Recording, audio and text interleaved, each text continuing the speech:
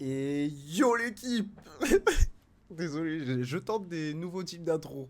M'en voulez pas, on va voir ce que ça donne. Si vous aimez, n'hésitez pas à me le dire. C'est toujours Yanis, on se retrouve à nouveau pour une nouvelle vidéo FPL. Celle-ci va plutôt être orientée sur les joueurs qu'il faut un peu éviter. Vous allez voir, il y a plusieurs raisons d'éviter un joueur. Souvent, on a tendance à vouloir dans son équipe avoir le plus de joueurs des équipes du top 4. Donc on va aller chercher du City, du United, du Arsenal, Chelsea, Liverpool. Mais c'est pas forcément le blason qui fait qu'on justifie de prendre un joueur plutôt qu'un autre. Vous allez voir qu'il y a des marchands de stats dans des plus petites équipes sur lesquelles toute l'offensive en fait se dépend. Donc ça va être intéressant d'aller plutôt vers ces noms-là qui sont un peu moins connus.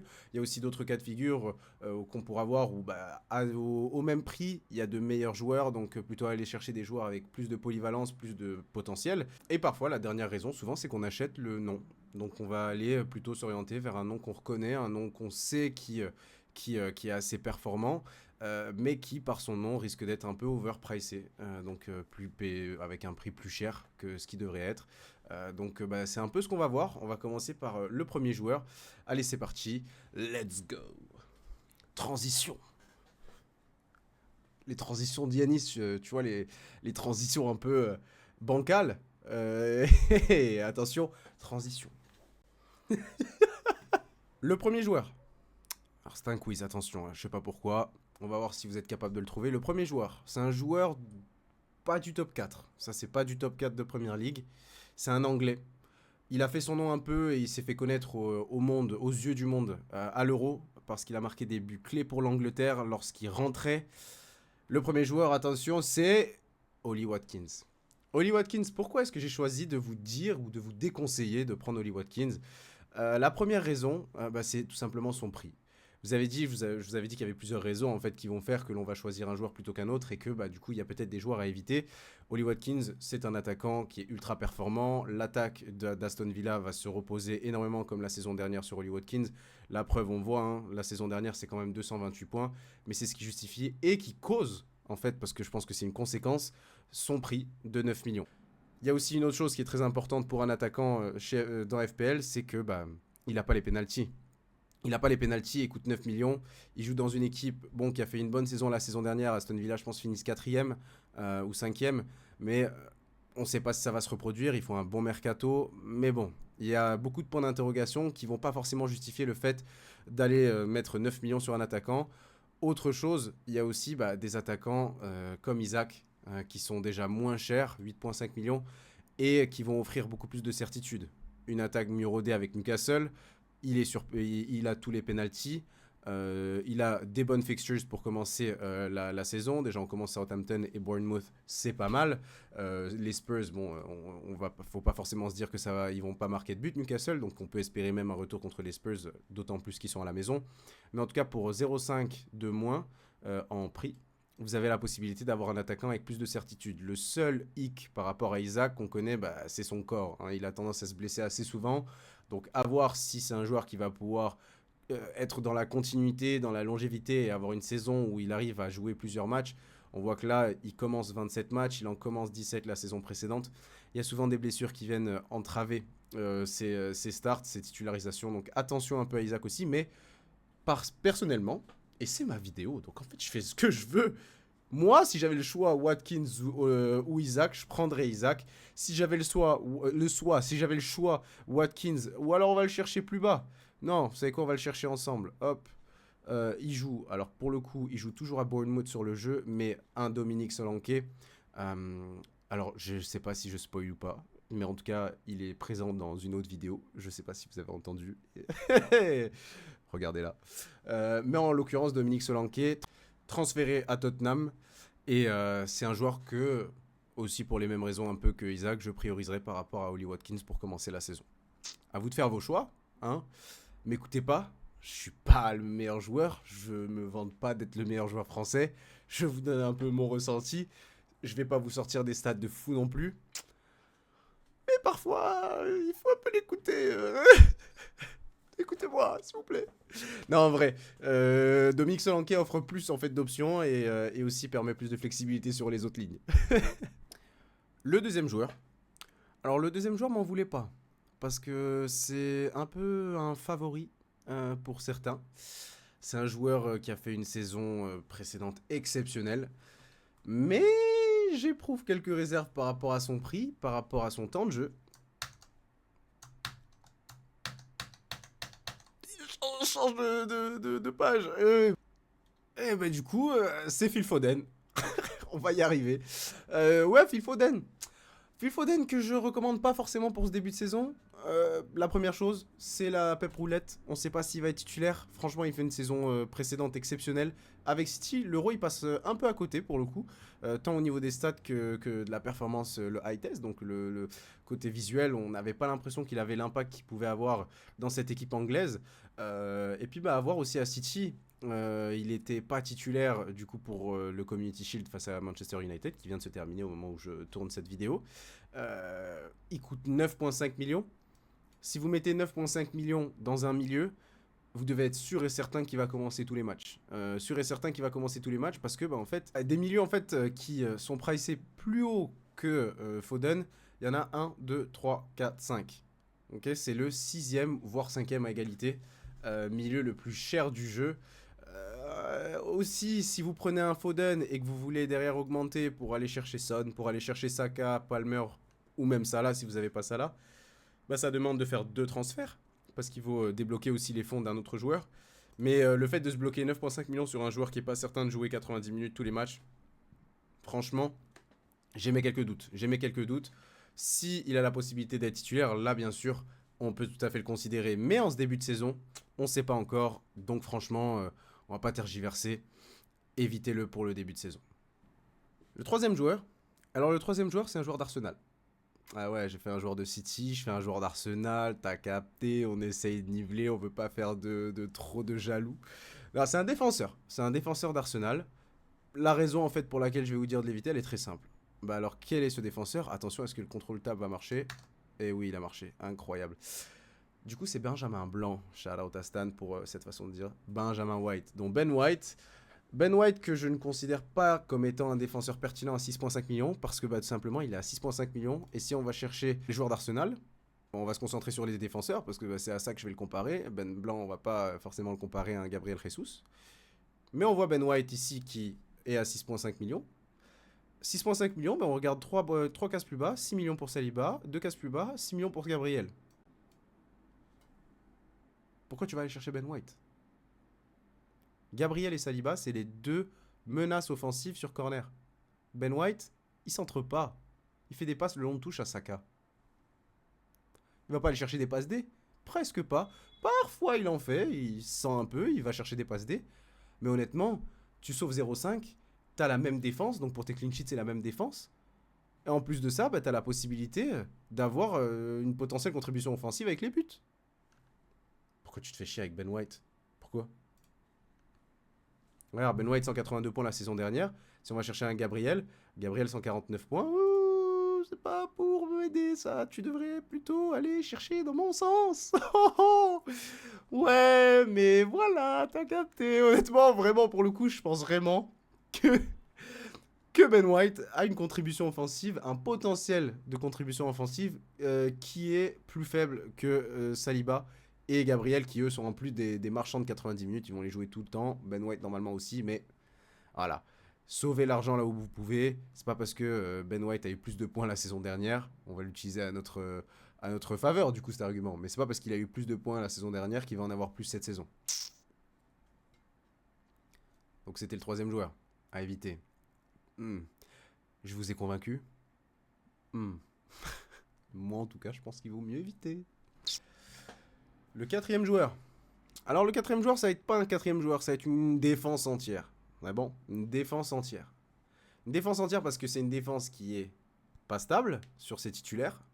Et c'est une défense qui en 5 matchs de pré-saison, a accordé 12 buts. Qui a un gardien qui est arrivé depuis 2 semaines, qui n'a pas forcément fait la pré-saison, donc qui est pas à l'aise avec le système. Des défenseurs centraux, alors là il y en a en veux-tu en voilà des défenseurs centraux, mais qui va commencer, une structure, une colonne vertébrale bancale. Des latéraux, bon à voir sur les latéraux qui déjà sera titulaire aussi, donc il y a une certaine rotation, un risque avec la rotation, mais en plus de ça, c'est pas la folie en termes offensifs. Cette équipe-là, c'est Chelsea. Chelsea, au niveau de la défense, c'est pas fou. On a Kukureya à 5, Gusto à 5. Si on va chercher un peu plus bas, Colwill, Chilwell. Euh, Franchement, c'est pas très cher, mais ça sert pas à grand chose d'aller se perdre sur des joueurs de Chelsea. Bon, James, lui qui est suspendu jusqu'au 14 septembre, donc autant vous dire qu'il jouera pas maintenant, hein, c'est plus d'un mois de jeu. Wesley Fofana qui sort de sa rupture des ligaments croisés, on sait pas non plus s'il va jouer. Badiachil, oh, alors là, qu'est-ce qu'il était nul. L'année dernière, vraiment, c'était erreur sur erreur. Disasi, qui est peut-être un joueur assez stable, mais Chelsea a changé de coach. Donc, comment est-ce que le coach va structurer sa défense centrale? Donc, il y a énormément de questions sur Chelsea. Aucune certitude. Et puis, en plus de ça, Sanchez, si vous voulez aussi le gardien, 4,5 millions, mais on n'est pas sûr qu'il soit titulaire, parce que le titulaire, pour l'instant, c'est Jorgensen. Est-ce qu'il va jouer? On ne sait pas, il est arrivé il y a 2 semaines. Trop de questions. En 30 secondes, là, je viens de poser 9 questions. Je ne sais pas si vous auriez la réponse aux 9 questions, mais le but aussi, quand on commence une saison d'FPL, c'est d'avoir une structure assez solide. Vous pouvez faire 2-3 paris sur votre 15, les 15 joueurs que vous choisissez. Pas forcément sur le 11, le 15. Mais aussi, si vous faites des paris, c'est pour le mettre dans le 11. Mais là, c'est pas un pari. Il y a beaucoup trop d'inconnus. Donc la défense de Chelsea, à éviter pour le début. S'ils nous font un début incroyable, bien sûr qu'on va les considérer. Mais bon, je prends une Nkunku à titre d'exemple. Ils ont vraiment des bonnes fixtures. Allez chercher peut-être les milieux. Allez chercher un Nkunku. Nkunku commence sur le dernier match de pré-saison en tant qu'ailier gauche.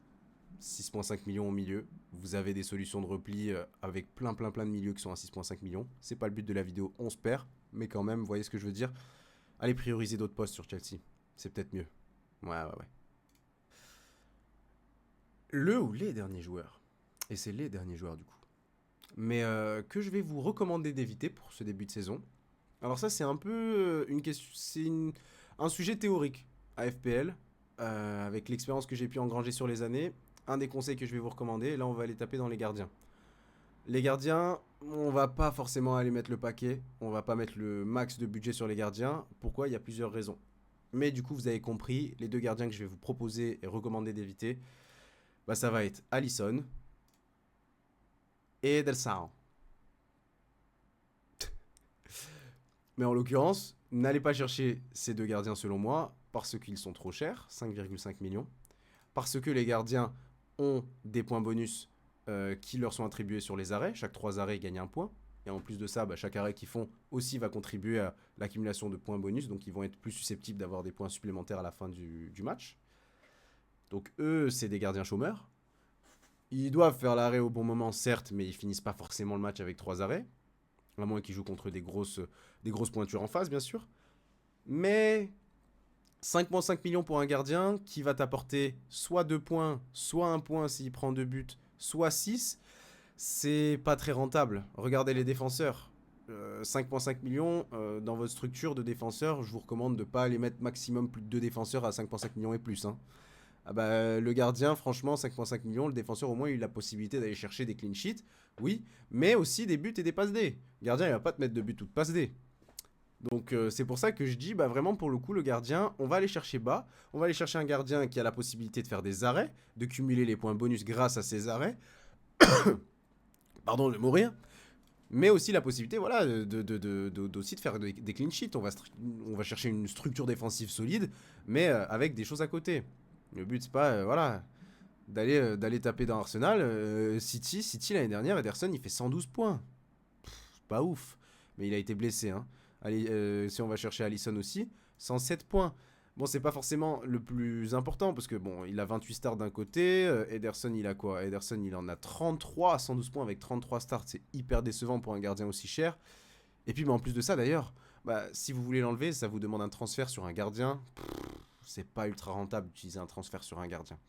Le but, souvent, c'est d'essayer d'avoir ces 2 gardiens avec une rotation assez sympa jusqu'à la prochaine wildcard. Et une fois qu'on passe à la wildcard, on reprend 2 gardiens différents. Mais cramer un transfert sur un gardien, c'est pas ouf. C'est pas ouf. Donc si on regarde aussi, alors vous voyez pas le menu déroulant, mais je sélectionne en gros les gardiens qui ont eu le plus de points l'année dernière. Bah, le premier gardien, c'est Pickford chez Everton. Everton qui jouait le maintien presque toute la saison. C'est pas eux qui ont fait le plus de clean sheet. Ils ont été bien meilleurs défensivement vers la fin de saison. Mais par contre, avoir un gardien comme Pickford qui du coup est pricé à 5 millions, qui fait le plus de points, bah, c'est un peu la preuve qu'on n'a pas besoin d'aller chercher les gardiens des grosses équipes pour faire le plus de points. Un gardien comme Leno qui était à Fulham, 133 points. Fulham, c'est deuxième moitié de tableau. Il fait des arrêts, il a des clean sheets de temps en temps, et il est sûr de commencer tous les matchs.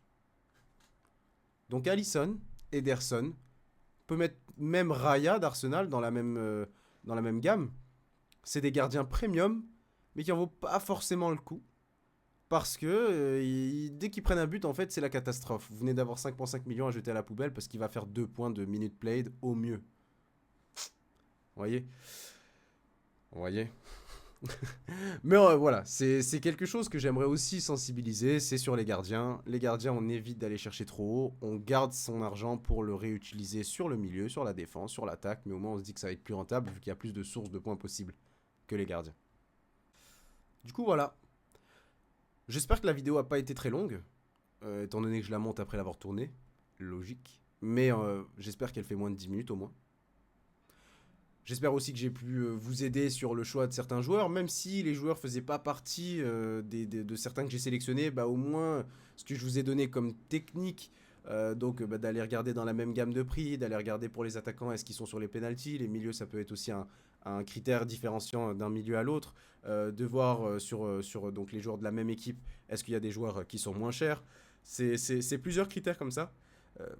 Aussi, bien sûr, le dernier critère, ça va être le fait de pouvoir bah, le changer assez facilement s'il se blesse, s'il n'est pas titulaire, comme Foden. Mais vous avez plusieurs raisons un peu comme celle-là qui vont vous permettre en fait de faire des choix plus instruits au moment de faire votre 11 et d'éviter de vous retrouver à faire 14 transferts dès la 3e semaine. C'est un peu le but de cette vidéo. Que vous ayez le moins de transferts forcés à faire dès les premières semaines et que vous puissiez vraiment avoir un plan, une structure sur 4-5 semaines, comme je l'ai dit un peu sur ma vidéo de trucs pour bien débuter sur FPL. Donc n'hésitez pas en tout cas, merci de m'avoir suivi, n'hésitez pas à mettre un petit like, à vous abonner si la vidéo vous a plu. J'ai toujours pas de conclusion,